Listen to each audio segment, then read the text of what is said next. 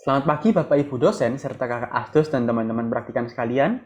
Pagi ini kami dari kelompok 10 akan mempresentasikan mengenai praktikum modul isolasi piperin dari biji lada menggunakan metode Soklet.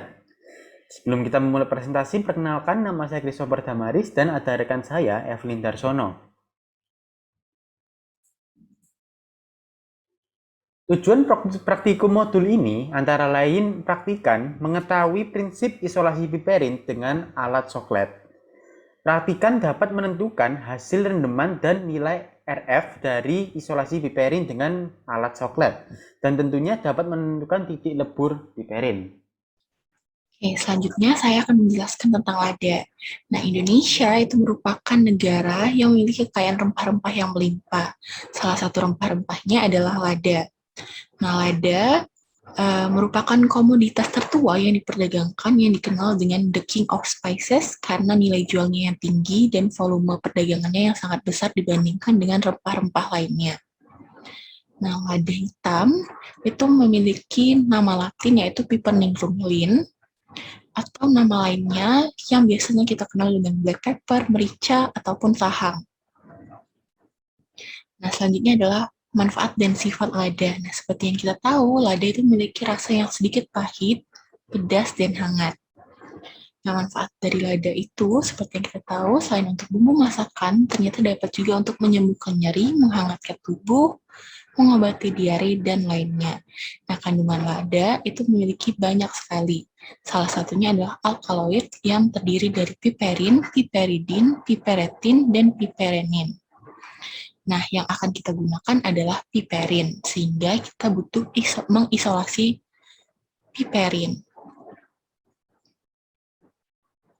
Nah, selanjutnya ada piperin, yang bertanggung jawab terhadap tingkat rasa pedas dalam buah lada hitam bersama dengan kafesin.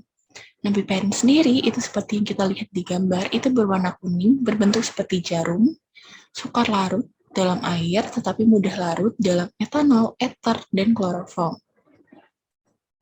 Nah, kelarutan piperin dalam etanol itu dikenal dengan pepper-like taste. Kemudian piperin bersifat tahan panas karena memiliki titik didih yang tinggi yaitu 127 derajat Celcius. Nah, seperti yang dikatakan tadi, piperin merupakan senyawa golongan alkaloid yang bersifat basa lemak. Piperin itu juga memiliki banyak sekali manfaat, salah satunya sebagai antihipertensi. Nah, karena piperin memiliki sifat tahan panas sehingga dapat digunakan metode sohletasi untuk mengisolasinya. Nah, sohletasi merupakan metode pemisahan suatu komponen dalam suatu padatan dengan cara penyarian berulang dengan pelarut yang sama sehingga komponen yang diinginkan akan terisolasi dengan sempurna. Prinsip sohletasi sendiri yaitu ekstraksi menggunakan pelarut yang selalu baru sehingga terjadi ekstraksi kontinu dengan jumlah pelarut konstan dan adanya pendingin balik.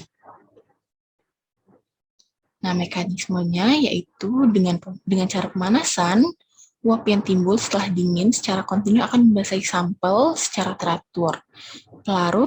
Secara teratur, pelarut tersebut dimasukkan kembali ke dalam labu dengan membawa senyawa kimia yang akan terisolasi. Nah, itu akan terjadi berulang-ulang. Selanjutnya, kita akan mengenal tentang komponen alat sohlet, di mana yang pertama adalah kondensor yang berfungsi sebagai pendingin dan juga untuk mempercepat proses pengembunan. Kemudian ada juga timbal yang sebagai wadah sampel yang ingin diambil dari zatnya. Kemudian ada juga pipa F yang berfungsi sebagai jalannya uap bagi pelarut yang menguap dari proses penguapan. Kemudian ada juga sifon yang berfungsi sebagai perhitungan siklus, di mana bila sifon larutannya itu penuh, kemudian jatuh ke dalam labu alas bulat, itu dinamakan satu siklus. Kemudian ada labu alas bulat atau labu lemak yang berfungsi sebagai wadah bagi sampel dan pelarutnya. Untuk alat yang akan digunakan antara lain timbangan gram, alat-alat gelas, TLC chamber, dan satu set alat Soklet. Untuk bahan yang dipakai berupa lada, Regendorf, toluena, lempeng silika, kertas haring, etil asetat, kloroform, heksan, dan etanol 96% sebagai larut utama nantinya. Berikut adalah MSDS untuk bahan-bahan yang akan dipakai untuk praktikum.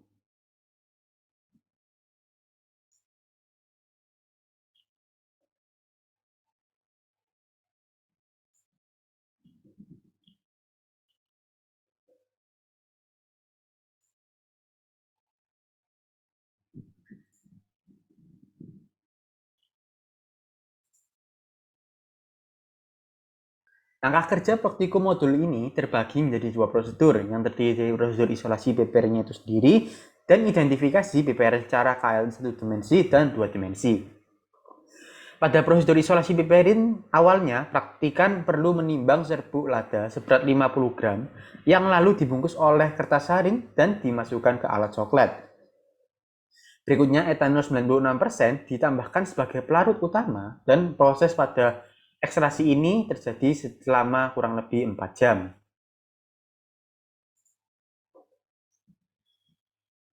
Kemudian ekstrak cair yang didapat dipekatkan menggunakan evaporator yang ada. Selanjutnya, identifikasi piperin secara KLT. Terdapat fase gerak satu dimensi berupa toluena dengan etil asetat dengan perbandingan 7:3, heksan dengan etil asetat dengan perbandingan 1:1, dan CHCl3 dengan CHCl3 etil asetat dengan perbandingan 3:1. Setelah itu, fase gerak dua dimensi didapat dari hasil terbaik dari fase gerak satu dimensi sebelumnya. Ada juga fase gerak menggunakan silika gel GF254 dan terakhir menggunakan penampak bercak berupa sinar tampak UV254 dan 366 dan tentunya reagen Dragendorf. Selanjutnya saya akan menjelaskan tentang pembuatan sensor untuk metode sortasi yang berguna untuk agar serbuk lada tersebut tidak menyumbat pipa sifon dari alat coklat sehingga proses ekstraksi dapat berlangsung dengan lancar. Kemudian dilakukan karena metode sortasi serbuk simplicia itu tidak kontak langsung dengan pelarut.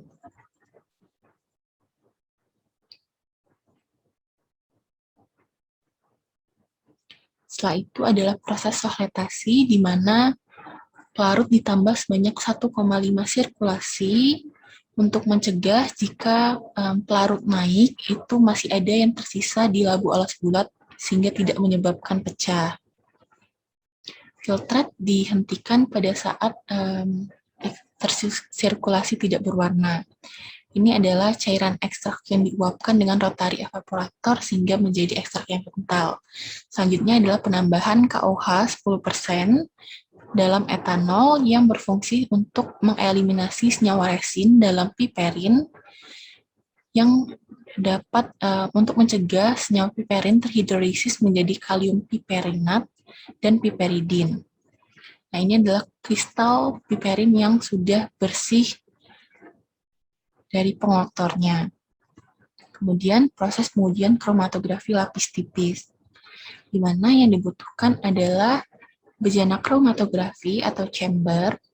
Kemudian ada juga fase gerak, di mana menggunakan 3 fase gerak pada kromatografi pertama. Kemudian dijenuhkan fase geraknya, dijenuhkan sampai kertas saring itu terbasahi semua dengan fase gerak.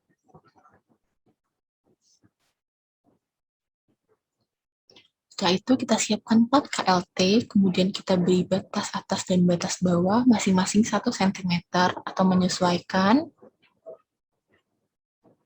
Kemudian setelah ditotalkan, kita elusi plat KLT sampai tanda batas atas.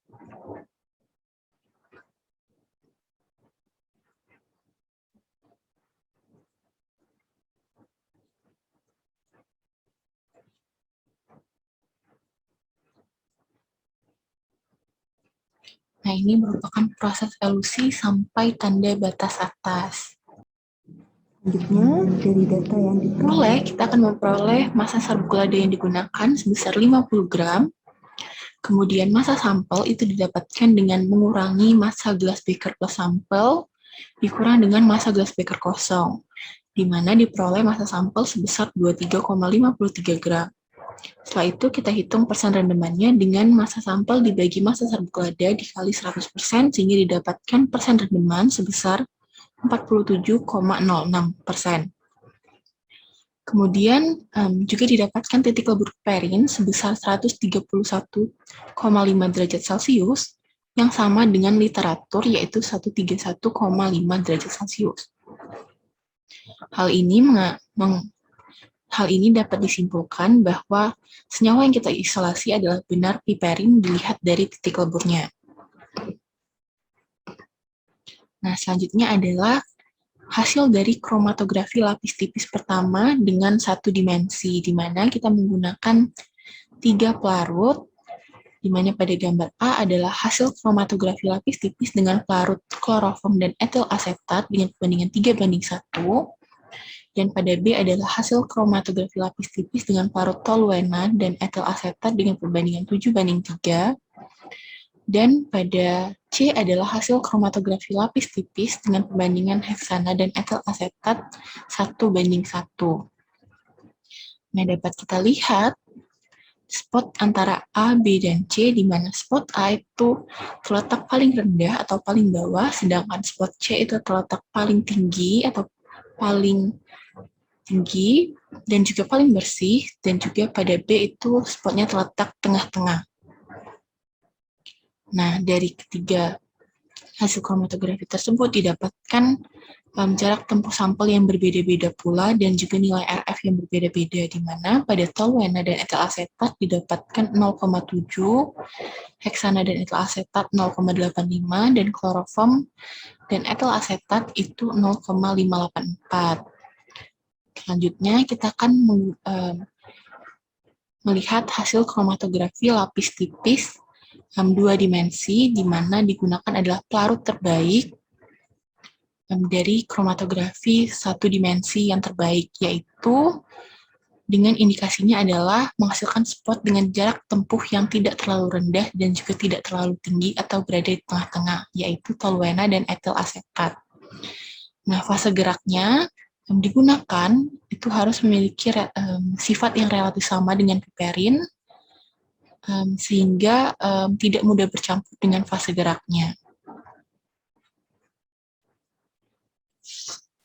Ini merupakan hasil kromatografi lapis tipis kedua dengan perbandingan 1D dan 2D. Nah, kita menggunakan kromatografi lapis tipis 2 dimensi dengan prinsip adsorpsi dan partisipasi menggunakan lempeng GF 254 sebagai fase diam dan perbandingan Lwen pada profil KLT dengan panjang lintasan noda atau RF.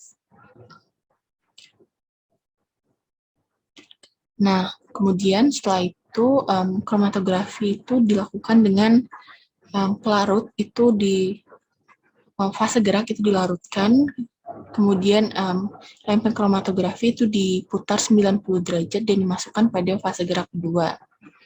Nah, dari hasil tersebut didapatkan jarak tempuh sampel pada 1 dimensi yaitu 2,3 dan jarak tempuh sampel pada 2 dimensi yaitu 2,6. Dan nilai RF dari 1 dimensi yaitu 0,57 dan nilai RF pada 2 dimensi yaitu 0,65.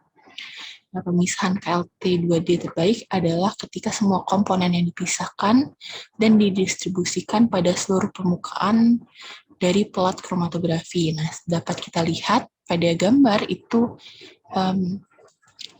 komponennya terpisahkan semua atau terdistribusi semua. Nilai kromatografi 2 dimensi juga lebih besar daripada nilai RF dari 1D. Praktikum modul kali ini yaitu mengisolasi piperin dari lada hitam menggunakan alat soklet. Lada hitam dipilih dan menjadi bahan utama untuk diekstraksi dan diisolasi senyawa utamanya yang merupakan piperin. Tak hanya piperin saja yang didapat, tapi ada beberapa senyawa lain seperti amilum.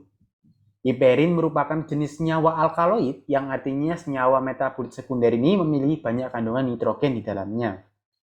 Dalam dunia medis sendiri, piperin berguna sebagai anti malaria, anti-inflamasi, serta menetralkan racun hingga dapat menurunkan berat badan. Untuk mendapatkan piperin yang diinginkan dari lada hitam dapat dilakukan dengan metode Socklet. Metode Socklet dipilih karena memiliki keuntungan seperti ekstrak yang didapat lebih banyak karena terjadi penambahan larut secara berkala. Hal ini memungkinkan terjadi mengingat titik piperin cukup tinggi, yaitu 127 derajat Celcius saat diekstraksi. Selanjutnya ditambahkan etanol 96% untuk mengekstraksi piperin. Pemilihan etanol ini sendiri dibanding etanol dengan kepolaran lebih rendah dikarenakan etanol di bawah 96% akan juga mengekstraksi amilum yang terdapat pada lada sehingga zat pengotor hasil ekstraksi lebih banyak dan menjadi tidak efisien. Selama proses ekstraksi, fase gerak atau etanol, volume itu ditambahkan sebanyak 1,5 sirkulasi. Penambahan setengah sirkulasi dilakukan agar masih ada sisa pelarut pada labu alas bulat saat penguapan terjadi. Jika senyawa yang diisolasi masih berwarna, maka proses dilanjutkan hingga filtrat yang tersirkulasi tidak lagi berwarna. Sirkulasi yang terjadi bisa berbeda-beda tergantung pada kandungan senyawa yang di dalamnya.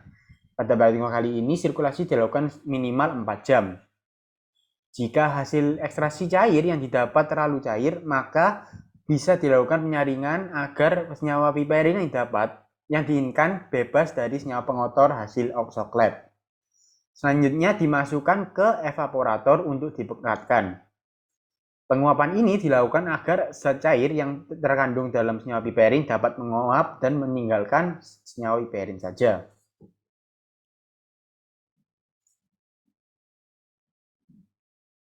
Kesimpulan, karena pada praktikum menggunakan metode Socklet, prinsip Sockletasi sendiri yaitu isolasi piperin adalah ekstraksi pelarut yang selalu baru sehingga terjadi ekstraksi kontinu dengan jumlah pelarut konstan dengan adanya pendingin balik.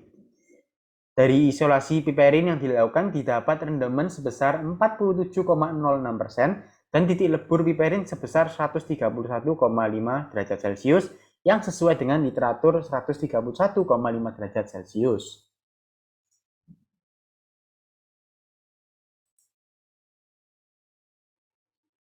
Demikian presentasi dari kami kelompok 10. Terima kasih.